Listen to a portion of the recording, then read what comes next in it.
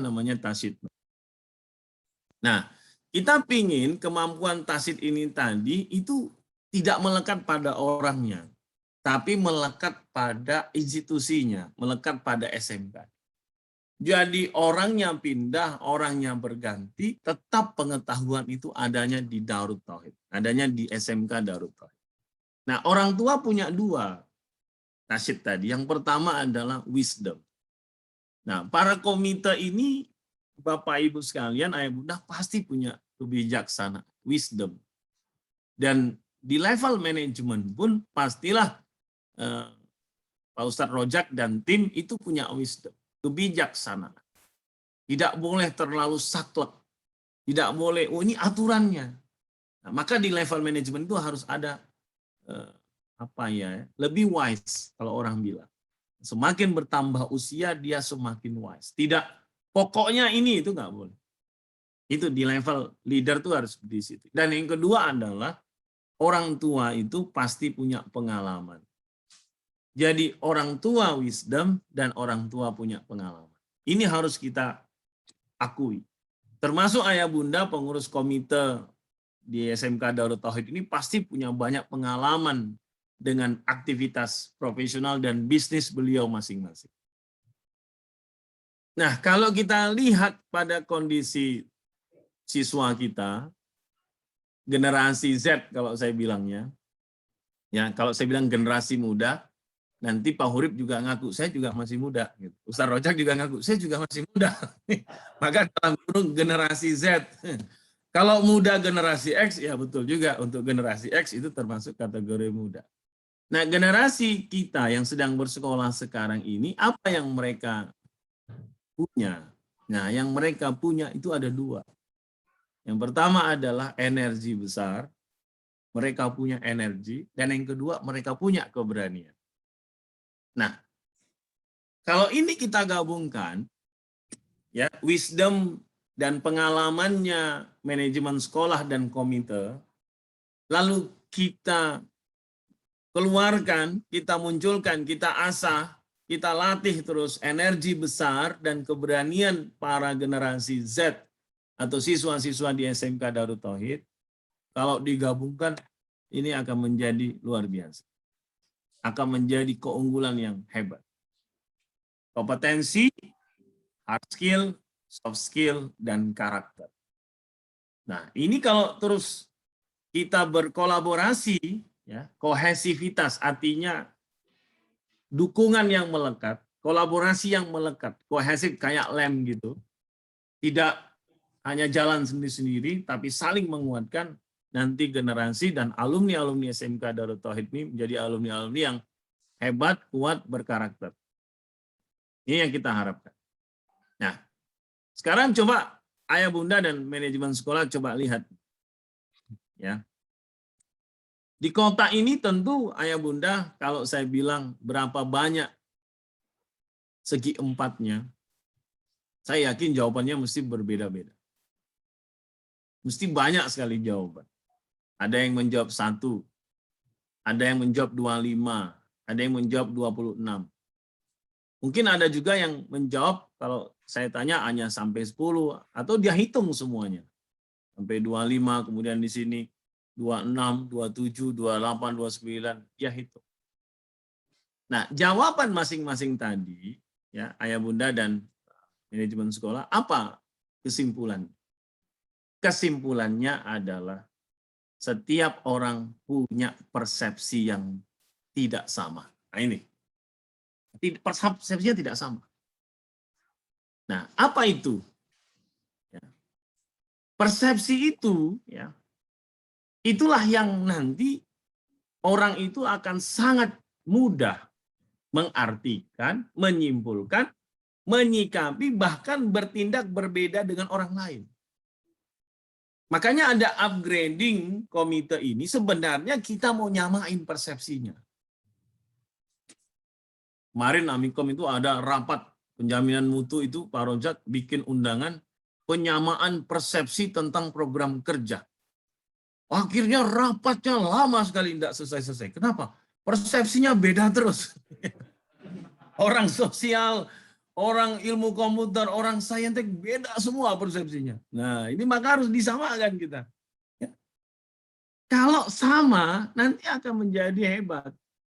Tapi kalau persepsinya negatif, keliru, salah, apalagi ada informasi yang tidak pas, sehingga komite ini terpengaruh, dan itu ada yang terjadi kepada sekolah teman kita ya, Pak Rojak tahu juga, sekolah teman kita yang komite dan sekolah sudah beda pandang. Bahkan ada pemahaman ya komite agak negatif kepada sekolahnya. Begitu juga pimpinan leader sekolahnya dengan komite. Jadi nggak nyambung. Nggak kohesif. Nggak berjalan dengan yang diharapkan. Berbeda haluan. Coba deh kalau kita dari Jogja misalnya ya mau ke Bandung. Jadi siapalah drivernya ya? Misalnya drivernya Kang Jamal, masih ada nggak driver Kang Jamal? Kang Jamal ini ayah bunda saya punya cerita dalam tuh ya. Mau dari Jogja ke Bandung. Saya tidur. Begitu jalan, saya kebangun. Ini di mana? Terus samping saya bilang, Pak Dede bilang, ini di Ngawi, Pak. Di mana? Ngawi. Ngawi. Oke. Saya entah sadar nggak sadar tidur lagi. Jalan lagi kendaraan, terus berhenti. Mau makan. Saya tanya lagi, Pak Dede, ini di mana Pak Dede? Ini di Madiun, Pak. Di Madiun, di Madiun. Pertanyaan saya adalah, kita ini mau ke mana sebenarnya? Kita mau ke Bandung. Lah kenapa saya bangunnya di Ngawi dan Madiun? Ini kan bukannya arah ke Surabaya. Nah itu. Jadi arah itu seperti itu. Kalau kita berjalan berproses, lalu kita tersadar, lah ini arahnya mau ke mana? Oh kita mau ke Bandung. Misalnya saya kebangun di Kebumen. Oh yakin mau ke Bandung. Saya kebangun di mana? Di Ciamis. Berarti sadar. Saya kebangun misalnya ke Sumedang. Arah ke Sumedang. Kok ke Sumedang? Oh, salah arah nih gitu misalnya ya. Oh, balik lagi. Nah, ini Bapak Ibu. Jadi persepsi kita sama ini. Seorang filosof Rusia mengatakan, banyak orang berpikir bagaimana mengubah dunia. Tapi sedikit memikirkan bagaimana mengubah dirinya. Banyak orang ingin berpikir bagaimana mengubah pendidikan Indonesia. Pendidikan itu harusnya kayak gini. Tapi lupa gimana mikirin mengubah yang mulai dari tempat dia berada. Nah, kita mulai dari sini, dari Darut Tauhid ini. Kepada arah tujuan yang kita harapkan bersama. Tujuan kita bersama. Ya, anak-anak kita memiliki hard skill, memiliki soft skill, dan memiliki karakter. Itulah nanti menjadi kompetensi mereka. Dan kita orang tua akan bangga. Menjadi anak yang hebat, jujur. Anak yang hebat mengerti orang tuanya. Buat apa punya anak hebat tapi dia tidak care kepada orang tuanya, tidak care kepada keluarganya, bahkan dia tidak care kepada sekitarnya. Kasihan ya. Nah, maka ayah bunda sekalian izin untuk menguatkan supporting agency ini paling tidak ada dua yang harus kita lakukan. Yang pertama adalah kita harus memanage pikiran kita, yang kedua adalah memanage tindakan kita. Apa itu? Kenapa kok pikirannya harus di-manage? Karena banyak isu, banyak informasi yang negatif, itu bisa mempengaruhi kita. Mempengaruhi. Kalau kita nggak satu frekuensi, mesti akan terpengaruh. Tapi karena kita sering berkomunikasi, sering berkolaborasi, sering bersilaturahmi, kita akan satu pemikiran. Jadi kalau dilihat dari ilmu NLP, jadi pikiran itu ya terbagi menjadi ada pikiran sadar, ada pikiran bawah sadar. Nah, ternyata 90% kita itu banyak ya menggunakan subconscious mind, alam pikiran bawah sadar ternyata. Refleks, kemudian kebiasaan kita itu berada di sini. Nah, di conscious mind, di pikiran sadar itu ternyata hanya 10% aja, ayah bunda, yang mempengaruhi kita dalam interaksi. Sama lah seperti kita dibilang. SMK kita mesti akan refleks bilang bisa. Bahkan kalau saya bilang teh botol, mesti Ustadz Urip langsung ngomong sosro. Pasta gigi mesti udah langsung ngomong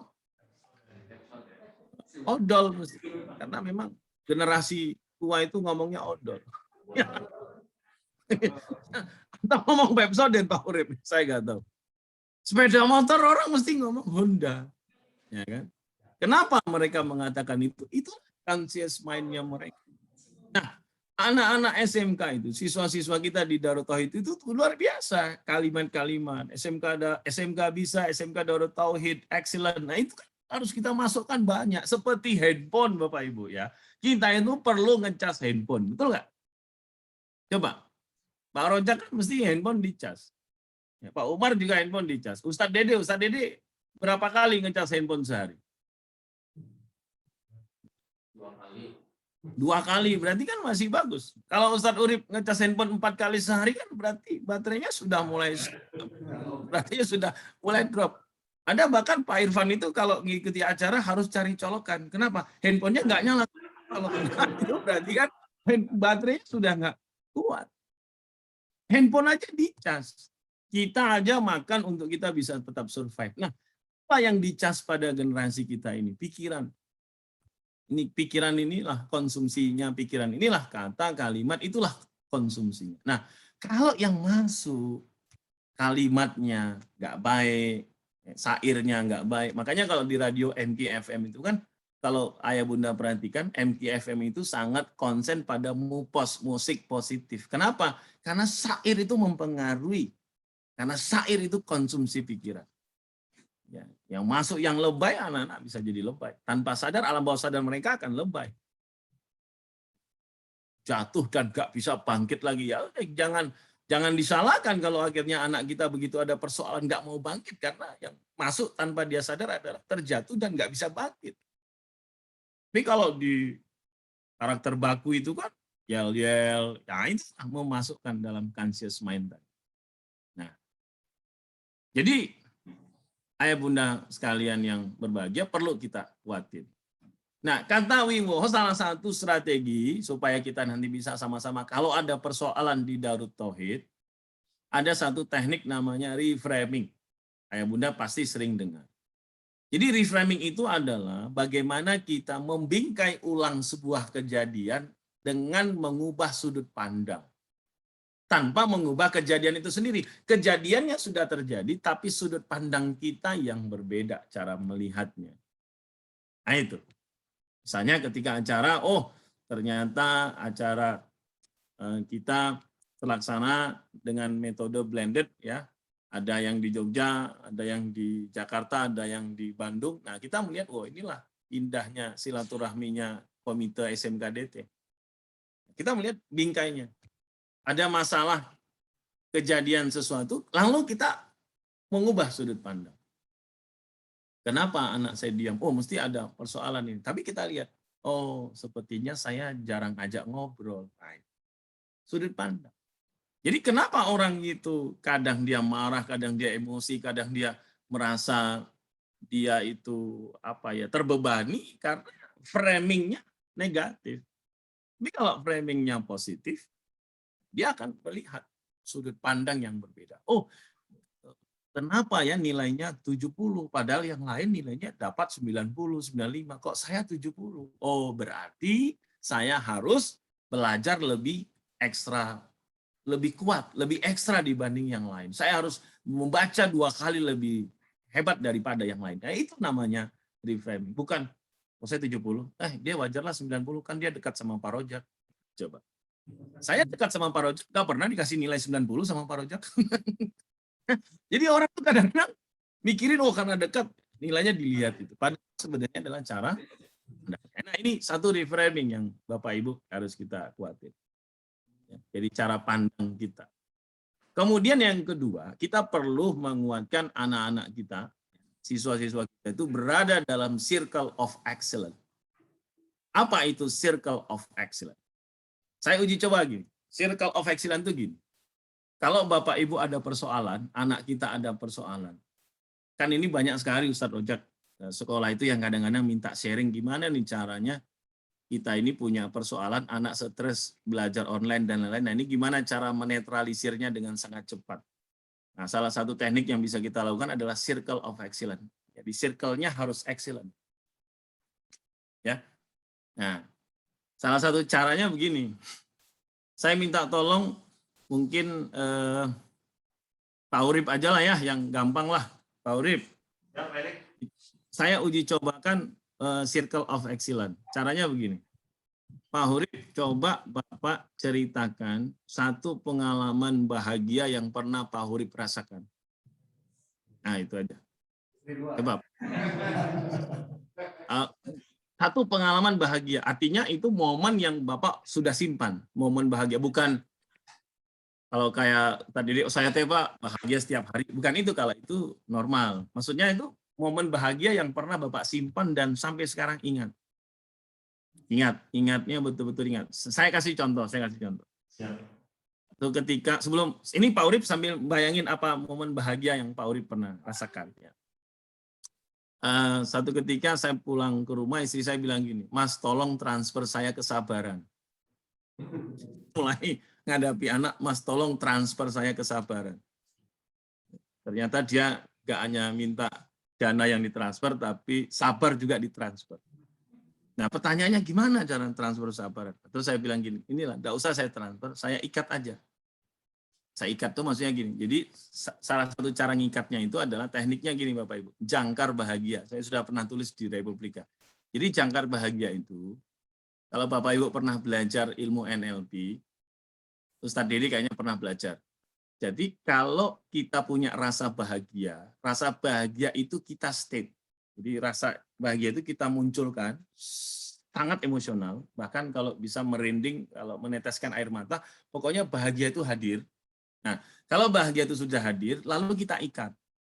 Ya, kita ikat, kita jangkar, kita anchoring namanya, kita anchor. Kita ambil, kita anchor, lalu kita jadikan itu sebagai circle kita. Jadi kalau nanti bunda, ayah di rumah ada persoalan dan lain-lain, langsung aktifkan anchor-nya, dan itu bisa menetralisir dengan sangat cepat. Karena itu di framing kita. Nah, kalau level Ustadz Rojak, beda. Ustadz Rojak tinggal, begitu ada persoalan, beliau langsung istighfar, beliau langsung ambil hikmahnya, selesai masalahnya. Ya. Jadi kalau level-level ya yang biasa, ini harus dibantu di circle of excellence. Nah istri, saya tanya, apa momen paling bahagia? Ini sambil Pak Urip mencari momen bahagianya beliau. Dia cerita, bahagianya dia itu adalah ketika tahun lalu 7 Mei 2020 melahirkan anak yang ketiga. Jadi alhamdulillah kami masih punya balita yang nomor 3. Nah, agak kepikiran masa kehamilan karena tidak bisa kemana-mana, hanya di rumah. Ke Bandung tidak bisa, ke mall tidak bisa, makan juga harus di rumah. Jadi saya mendampingi bayi itu lahir, luar biasa perjuangannya. Kok saya juga heran, kok nggak lahir-lahir, kok di den sekali kan nggak, biasanya kakaknya 2 kali ngeden gitu lahir, ini kok nggak lahir-lahir. Ternyata Bapak Ibu, alhamdulillah ya ini bidannya juga cepat ngambil tindakan, ya dia gunting sebentar apa segala macam. Lahirlah bayi tadi dengan berat 4,5 kilo. Dengan kelahiran normal. Alhamdulillah. 4,5 kilo. Nah, begitu membayangkan itu, dia meneteskan air mata. Jadi membayangkan itu, dia meneteskan air mata. Nah, kelihatan. Nah, begitu bahagia itu dapat, lalu saya ikat.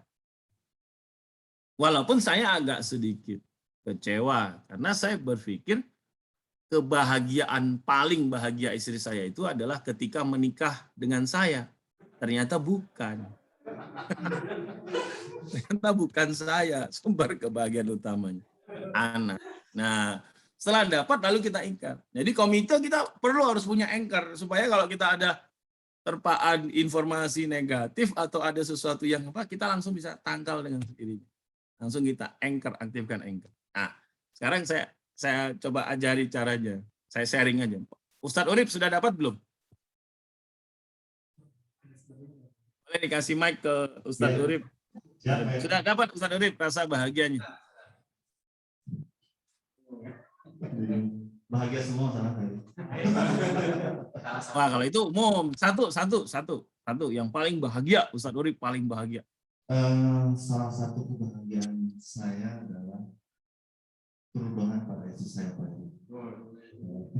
Perubahan? Perubahan apa ya, ke arah yang lebih baik lagi. Perubahan sikap. Oke. Perubahan sikap yang betul-betul Ustadz Urip pernah rasakan? Iya, jadi saya di Darut Tauhid kurang lebih cerita tadi boleh? Kurang lebih ya cukup lumayan ya 5 tahun lebih gitu. Jadi ada ya ilmu-ilmu juga yang diberikan oleh guru ya. Kalau dulu mungkin sebelum ke Darut Tauhid, saya ketika dengan istri ya menjawabnya dengan logik ya, logika dan sebagainya. Ketika istri marah, saya juga mungkin jawabnya juga dengan marah dan sebagainya. Tapi saya mendapatkan ilmu dari guru ya, ketika misalkan lawan jenis kita marah atau gimana, cukup dalam hati istighfar dan sebagainya. Dan itu saya lakukan.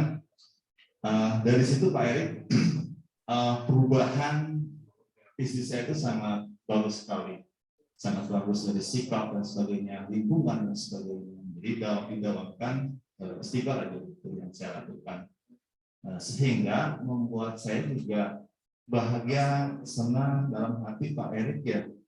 Sampai sekarang saya rasakan, oh iya seperti ini ya rahasia yang guru saya berikan gitu ya. Ketika diamalkan ternyata benar gitu Pak Erik, sehingga ya momen itu Pak Erik sampai sekarang ya saya ingat terus ya Pak Erik, momen-momen kebahagiaan itu sehingga merubah ya dari ilmu itu merubah sikap, kemudian ibadah juga makin bagus seperti Pak Erik itu, sehingga saya senang dia bisa fokus ke anak dan sebagainya, ke keluarga, sehingga jadi tenang Pak Erik. Padahal cuma satu rahasianya itu tadi Pak Erik, istighfar, sehingga di keluarga jadi ya menurut saya sih kebahagiaan yang hakiki itu Pak, dunia akhirat insyaallah. Itu Pak. Alhamdulillah. Tepuk tangan buat Pak Urip. Levelnya udah level Ustadz udah beda. Ini harus dihadirkan harusnya Kang Indri atau Kang Jamal ini jadi coba. Enggak.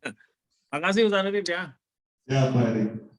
Itu Bapak Ibu, rasa bahagia Ustadz Urip tadi itu dihadirkan ya, begitu dihadirkan itu bisa langsung, kalau Ustadz Urip bisa lakukan dengan istighfar langsung berubah, nah itu berarti dia circle-nya atau anchoring-nya dengan itu.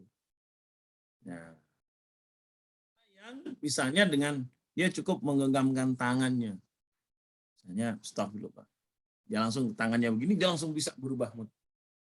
Karena anchoring-nya ada di tangannya. Atau ada teman tuh yang dia mendekap pada saat seperti sholat gitu. Nah itu dibentuk. Nah itu bisa dihadirkan dengan cara hadirkan rasa bahagia. Jadi ketika ada persoalan mengajar, misalnya ya di kelas atau ada di rumah, nah begitu ada persoalan itu tadi, salah satu cara menetralisirnya adalah kita tadi, tantangan kita tadi, kita netralisir dengan mengingat masa bahagia yang pernah kita rasakan. Kita anchor. Nah, yang jadi persoalan adalah dalam hidup orang itu nggak ada bahagia-bahagianya sama sekali. Itu yang jadi masalah. Nggak ada bahagianya hidupnya, ya. Boleh tepuk tangan dulu buat kita semua, Bapak Ibu. Oke, tinggal 12 menit kan, 14.45 nanti azan asar. Nah, kemudian Ayah Bunda, Bapak Ibu sekalian, manajemen tindakan. Apa nih yang harus kita lakukan? Ketika kita punya ide, maka ubahlah ide tadi menjadi realita. Sama seperti ini. Kita udah mengagendakan akan mengadakan upgrading komite. Udah jadi ide, sudah jadi gagasan, lalu menjadi realita. Terwujud. Alhamdulillah. Nah inilah tindakan namanya. Ya. Kenapa? Barometer tindakan itu begini. seberapa besar tindakan yang dilakukan itu punya manfaat. Nah, ini. Seberapa besar ini memberi manfaat, baik hubungan kita dengan diri sendiri, ya, sesama siswa, dengan guru, manajemen, orang lain, alam sekitar, dengan Allah Subhanahu Wa Taala. Seberapa besar nih barometer tindakannya ini. Makanya mengapa dengan adanya upgrading komite ini nanti kita berharap keberhasilan siswa kita itu nanti ya tidak bisa lepas dari efektivitas individu. Berhasilnya mereka tidak bisa lepas dari efektivitas individu. Nah, efektivitas itu juga dipengaruhi oleh bagaimana desain hariannya. Makanya ketika di Eko Pesantren, di sekolah, mereka dilatih tuh bagaimana karakter-karakter baku, mereka dilatih. Nah, tidak bisa lepas dari desain harian. Desain harian itu akan mempengaruhi keberhasilan mereka. Dan desain harian itu juga akan memompa motivasi seseorang.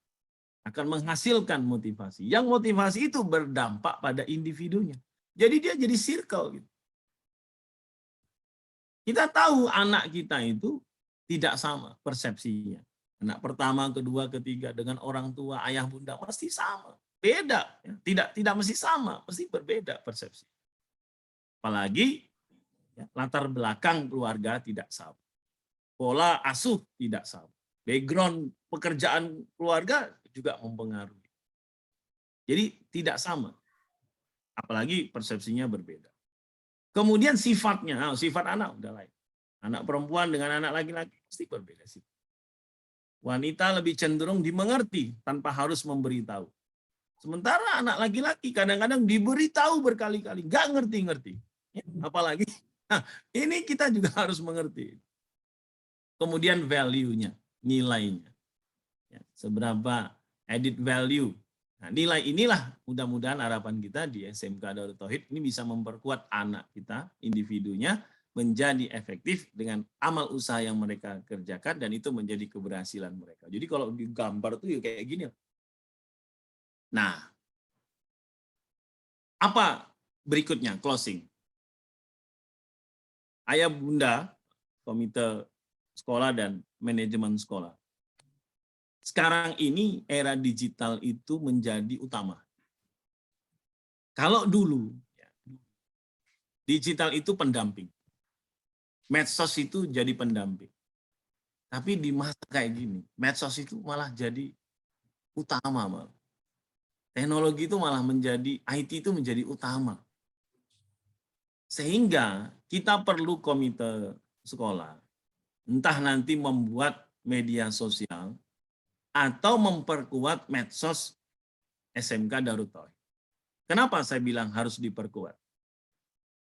Kita tahu kan, saya pernah cerita Kodak ya. Kodak itu tahun 96 dia 28 miliar dolar market kapitalnya dengan 140.000 jumlah pegawainya. Dia perusahaan hebat, tapi 2012 dia bangkrut. Di saat yang sama Instagram muncul. Market capitalnya sampai 1 miliar dolar dengan pegawai hanya 13 orang. Orang nyimpan foto di situ, orang koleksi semuanya. Dulu bukan untuk bisnis, betul-betul menjadi album. Tapi sekarang berubah kan fungsinya. Ya kenapa? Karena begitu banyak orang yang ikut kita. Sama kan ketika kita alumni SMK Darut Tauhid, banyak akhirnya 5 tahun, 10 tahun kemudian mereka bertemu ada 40 orang. Apa yang mereka lakukan? Ya mesti salah satunya arisan. Nah, sama dengan ini. Begitu dia berkembang, masuklah bisnis, masuklah produk. Nah, kita perlu kuatin namanya engagement rate. Saya pernah tulis di Republika. Engagement rate. Jadi engagement itu gini. Kita harus memperkuatkan komite dan sekolah itu di media digital. Dari mana cara melihat kuatnya? Melihat kuatnya dari engagement rate-nya. Yaitu bagaimana likes-nya, komen-nya, share-nya dibagi jumlah follower-nya. Itulah dapat namanya engagement rate. Nah, kalau institusi kita engagement rate-nya di bawah 1%, itu namanya rendah. Walaupun kita share kemana-mana, dampaknya nggak terasa, dampaknya terlalu biasa. Apalagi misalnya kalau kita mau share ke anak SMP, itu terlalu biasa. Kalau 1 sampai 3,5 itu bagus rata-rata. Kalau antara 3,5 sampai 6 itu tinggi. Ya, lebih dari 6% itu sangat tinggi. Jadi kalau mau kuat harusnya di atas 6% nih SMK Darut Tauhid. Setelah saya lihat ya Bapak Ibu Komite dan Manajemen, berapa engagement rate-nya SMK Darut Tauhid medsos Instagram. Cara melihat analisanya itu Bapak Ibu bisa dengan menggunakan x.com itu juga bisa. Setelah saya lihat, ya ternyata engagement rate-nya SMK Darut Tauhid itu 0,38%. Di bawah 1%. Banyak followernya, tapi sedikit yang like, sedikit yang komen, sedikit yang nge-share balik, dibagi jumlah followernya, akhirnya rendah sekali engagement rate-nya. Di bawah 1%. Di bawah 1% itu rendah. Bisa dipastikan berarti setiap ada yang dipublish di posternya atau di feed-nya Instagram Darut Tauhid, mesti yang komen sedikit. Bahkan kalau mungkin nggak ada. Yang like mesti sedikit. Atau yang beri love mesti sedikit. Mengapa? Mungkin selama ini mereka komen, kita admin jarang reply atau balas. Namanya netizen. Begitu kita balas, dia komen, tumben dibalas. Biasanya enggak. Netizen itu suka-suka dia. Dia mau komen kayak apapun, benar semua kan Ayah Bunda. Nah, jadi Ayah Bunda, kalau kita mau kuatkan SMK Darut Tauhid kita nanti termasuk di PPDB berikutnya ini, memang engagement rate-nya harus kuat. Ini banyak followernya, tapi engagement-nya 0,38%. Ini rendah. Target kita harus kita naikkan. Gimana caranya? Setiap ada postingan di Instagram Darut Tauhid, maka komite sekolah salah satu sumbangan dan support atau implementasi tindakannya adalah memberikan like dan komen. Dan hindari Pak Hurib men-share, minta like di WA group. Percuma, nggak akan di reply, nggak akan di follow, hanya dibaca doang. Tapi japri. Maka Humas harus punya yang namanya agen-agen japri. Harus punya pasukan japri. Di japri, Pak Umar tolong ya di komen, di tag. Oh iya, kenapa? Mesti nggak enak kalau udah di japri. Tapi kalau cuman hanya di WA group, nggak bakal, hanya dibaca, dikasih jempol. Habis itu nggak ada yang respon. Nah, engagement menghitung komen kalau komennya panjang, minimal 4 kata. Jadi nggak boleh hanya mantul, itu kan istimewa. SMK Darut Tauhid bagus ya programnya, keren. Nah, harus gitu. Wah, istimewa, terbaik selalu alumninya. Nah, nanti dengan banyak kita komen, insya Allah engagement-nya semakin tinggi. Semakin banyak yang mention, nanti semakin tinggi. Ya, Erik Adi Saputra, alhamdulillah engagement rate-nya 9,16%. Kok bisa? Saya sekarang membuat mahasiswa itu kalau ujian tidak mau ujian tulis, ujian live Instagram. Jadi di YouTube, di IG-nya mereka harus ujian live. Setiap mereka ujian upload poster, tolong hashtag atau mention Erik Adi Saputra. 500 mahasiswa lalu mention, men-tag Erik Adi Saputra. Setiap ada komen, kena Erik Adi Saputra. Setiap kali ada like, kena Erik Adi Saputra. Maka nanti mentionnya jadi kuat. Jadi bukan urusan banyaknya follower, tapi seberapa tinggi engagement rate-nya. Nah, komite sekolah, Ayah Bunda, kayaknya kita perlu melek nih. Harus benar-benar terjun ke media digital. Kenapa? Karena anak-anak kita, tantangan mereka, hambatan mereka, pengaruh mereka sekarang sumbernya banyak dari sini. Ketika mereka senang kepada sesuatu, maka algoritma media sosial akan memberikan itu terus kepada mereka. Ketika mereka benci kepada sesuatu, maka algoritma pun akan mengarahkan mereka memberikan konsumsi yang mereka benci tadi. Dan ini bisa menjadi konsumsi tidak baik untuk membentuk karakter anak didik kita. Mudah-mudahan penutup, maka setiap kali nanti ada Instagram, kemudian atau media sosial, SMK Darut Tauhid mengupload, maka komite memberikan like dan komen. Hanya sedikit permintaannya, komen lah. Komen apa aja, silakan, sukses atau apa. Mudah-mudahan bermanfaat. Banyak kurangnya saya minta maaf. Mudah-mudahan suatu saat trading bisa kita lanjutkan di Yogyakarta. Wabillahi taufiq wal hidayah. Wassalamualaikum warahmatullahi wabarakatuh. Waalaikumsalam warahmatullahi wabarakatuh. Boleh berikan tepuk tangan yang meriah, Bapak Ibu. Masya Allah. Iya, Pak Erika ini baru kepikiran Pak Erika oleh saya. Selama ini jarang ngajak Pak Umar nih buat komen di media sosial SMKDT. Tapi betul ya, kalau berbicara tentang supporting agensi, banyak hal yang bisa disupport gitu oleh pihak komite. Hal-hal yang kecil adalah tadi ya Pak ya, ketika kita membuat sebuah konten-konten, termasuk juga nanti akan banyak sekali Pak konten-konten yang akan dibuat oleh para santri nih, terutama PSPT juga gencar-gencarnya mereka banyak membuat sebuah karya begitu Pak ya. Baik Alhamdulillah Bapak Ibu, ini izin Pak Erik boleh bertanya ya. Barangkali dari Ayah Bunda komite ada yang mau ditanyakan, kita berikan satu kesempatan sebelum nanti azan asar. Silakan Ayah Bunda ada yang mau bertanya. Bunda Dwi barangkali, Bunda Desi, Bunda Lia. Pak Umar, silakan. Oh, Pak Umar udah sampai? Sudah Pak, Alhamdulillah. Alhamdulillah. Assalamualaikum Pak Erik. Waalaikumsalam warahmatullahi wabarakatuh. Alhamdulillah. Alhamdulillah. Terima kasih nih buat semuanya. Saya sudah bisa hadir mengikuti materi-materi Pak Erik yang super sekali nih.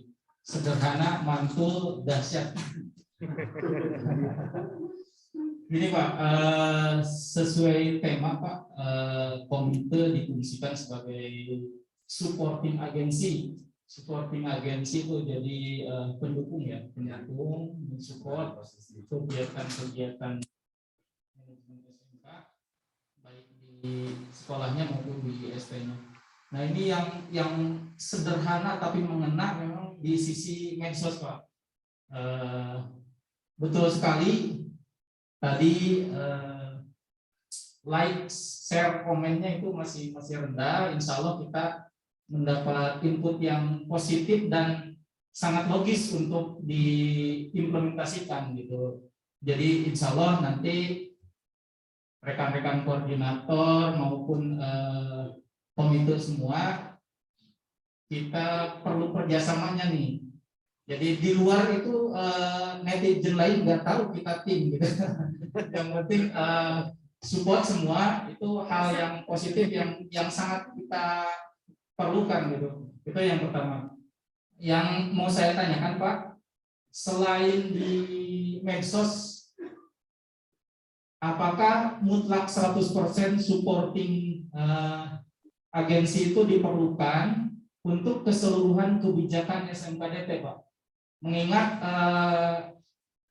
ada juga hemat kami perlu fungsi sebagai penyeimbang. Jadi komite diharapkan bisa memberikan masukan-masukan untuk menyeimbangkan kebijakan yang sekiranya perlu masukan gitu Pak. Jadi tidak 100% sebagai supporting agensi. Gimana menurut Pak? Sekian, Assalamualaikum warahmatullahi wabarakatuh. Waalaikumsalam warahmatullahi wabarakatuh. Terima kasih Pak Ketua. Jadi saya sepakat dalam arti begini, supporting itu oke lah setiap ada event kegiatan sekolah, apa yang bisa dikuatkan oleh komite. Nah, ini kita membantu agar gaungnya, agar publikasinya semakin bagus dan kuat. Karena nanti dampaknya tentu kepada semua keluarga besar SMK Darut Tauhid. Yang kedua adalah sebagai penyeimbang itu dalam arti ketika memang ada hal-hal yang dirasa secara manajemen mungkin ada yang kurang, ada yang mungkin secara terlewat oleh manajemen karena banyaknya kegiatan, dan usulan dari komite itu adalah menyeimbangkan dalam arti untuk menjadi lebih baik. Saya rasa itu sesuatu yang bagus. Tinggal kita melihat ranah mana nih yang kira-kira kita bisa masuk, karena kan manajemen sekolah pasti punya ranah sendiri, ya kan? Pasti punya ranah sendiri nih, urusan dapur atau rumah tangga sendiri sudah ada. Nah, komite menguatkan misalnya apa nih? Kayaknya Pak Rojak dalam misalnya ide contoh satu misalnya ya. Pak Rojak, guru-guru kalau mengajar itu kenapa kok kelihatannya kurang antusias ya? Saya melihat anak saya itu kalau gurunya mengajar kok kayaknya hanya biasa aja, nggak ada ekspresi gitu. Nah, kayaknya nih Pak Rojak harus ada penguatan guru-guru misalnya dalam hal teknik presentasinya. Nah, ini harus dimasukkan dalam program. Nah, itu misalnya usulan sederhana seperti itu Pak Umar. Sehingga anak itu juga apa usulan kita ini berdampak juga kepada anak. Sehingga anak itu merasa kalau dengan guru-gurunya itu waktu nggak kerasa. Semuanya itu terasa lebih apa ya, cepat ya. Mereka enjoy ketika belajar, nggak hanya sekedar matikan kamera kalau dulu offline, tapi di pertemuan sekarang tuh mereka enjoy, jadi merasa jadi mendapat ilmu tapi senang dengan belajar tadi. Nah, terus sisi apa lagi nih yang kira-kira kita lihat, oh kayaknya ini ada yang kurang nih belum masuk. Nah, kalau masuk pada sisi penyeimbang seperti itu, saya rasa itu juga semakin memperkuat. Itu Ustadz Umar. Terima kasih Pak Erik. Mas-mas. Dari rekan-rekan yang lain barangkali Bunda Dwi.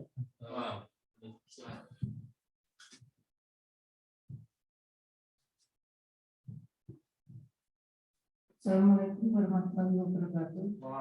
Waalaikumsalam warahmatullahi wabarakatuh. Untuk ngomong, saya tidak mau menyambung apa yang disampaikan oleh Pak Adi tadi. Kalau ini kan tadi Pak Erik sampaikan bahwasanya setiap orang punya persepsi yang berbeda ya.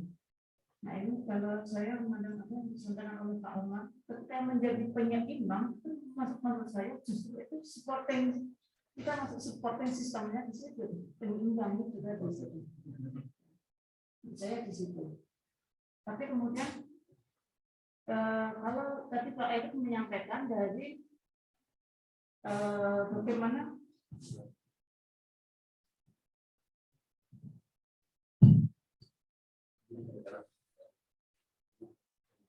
Agak mesti. Maaf, tadi suaranya mungkin kurang ini ya, kurang jelas. Ya. Apa saya ulangi lagi? Yang tadi yang pertama. Boleh. Ya, izin saya mengulang lagi dalam hal apa yang disampaikan oleh Pak Umar tadi, bahwa sebetulnya menjadi penyeimbang itu menurut saya dari persepsi saya itu adalah justru itu supportingnya gitu. Supporting kepada SMKDT itu adalah kita menjadi atau komite itu menjadi penyeimbang gitu. Karena bagaimanapun kita harus menurut saya harus mensyukuri ada pandangan-pandangan yang berbeda itu membuat kita akan menjadi kaya gitu. Karena sesuatu hal itu memang bisa dipandang dari berbagai sudut pandang gitu. Dan kemudian justru itu yang akan memajukan kita karena mungkin kita di situ adalah timbul inovasi gitu. Inovasi, tapi tetap memang kita harus ikatkan jangkarnya tadi yang dimaksud oleh Pak Erik itu kebahagiaan atau tujuan. Hal yang bahagia itu mungkin saya rumuskan di sini adalah tujuan yang ingin kita capai. Ketika itu kita capai itu kita bahagia gitu. Itu terutama dari segi kalau tadi pribadi ini saya rubah menjadi suatu organisasi gitu. Karena kan organisasi terdiri dari pribadi-pribadi yang masing-masing punya apa namanya? Punya keinginan atau tujuan tersendiri gitu. Kalau tujuan atau keinginan kita tercapai kan sebenarnya itu bahagia. Di sini kita ikatkan kalau dalam suatu organisasi apa sih tujuan sebenarnya dari SMKDT ini? Nah itulah tujuan kita. Dan ketika ada mungkin ada hal-hal yang katakanlah dari sisi manajemen melihat dari sisi ini, kemudian dari komite sisi melihat sini, tetapi ketika pandangannya itu sama, ada satu tujuan itu, saya rasa itu adalah supporting dan itu adalah melengkapi, saling melengkapi gitu. Karena memang dibutuhkan. Karena terserah masing-masing punya kelemahan gitu. Ada kelemahan, ada kekuatan, ada juga kemampuan memandang itu yang berbeda. Terima kasih. Assalamualaikum warahmatullahi wabarakatuh. Waalaikumsalam warahmatullahi wabarakatuh. Ya, Saya sepakat Bu itu.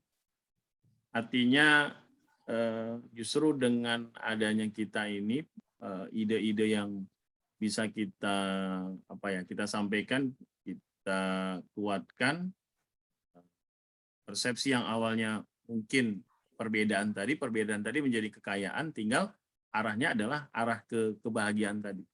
Nah, yang saya ingin tadi kuatin adalah persepsi-persepsi negatif ini harus kita kita tutupi dengan pola-pola persepsi yang positif dan bahagia meraih tujuan yang ditargetkan oleh SMK Darurat.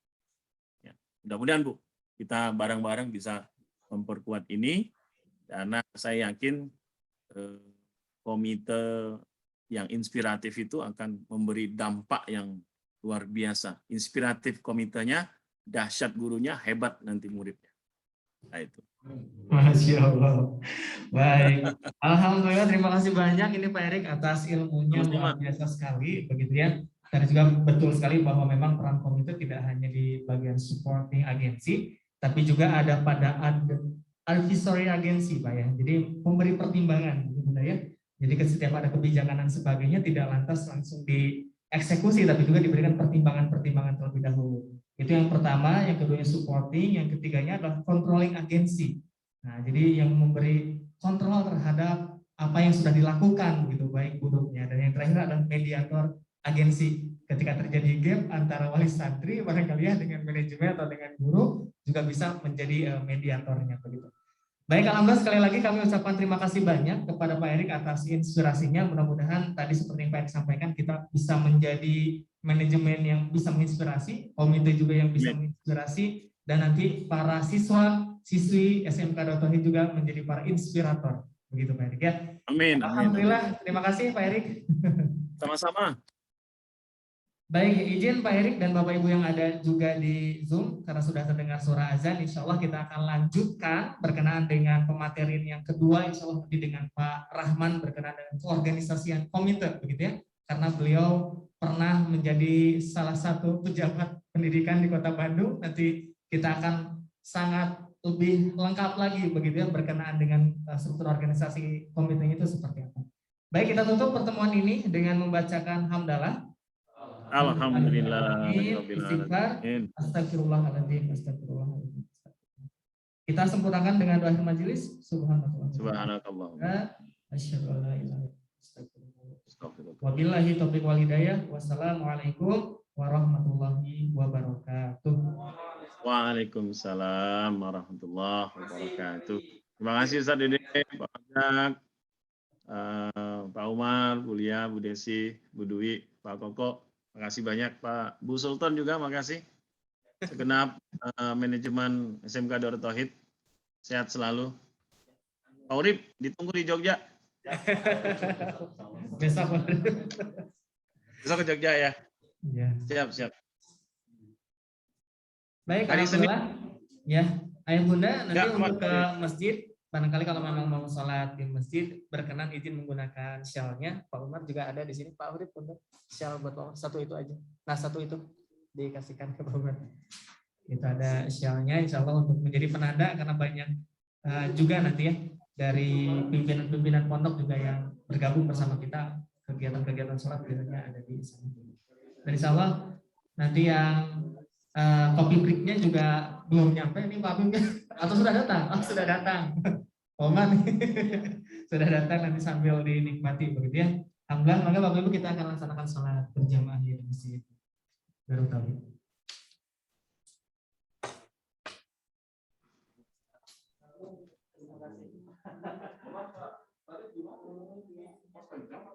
Jadi Pak habis isi bensin di Jabul kilometer berapa? 57 sebelum 88 isi bensin, habis isi bensin itu banyak proyek, ada bangun proyek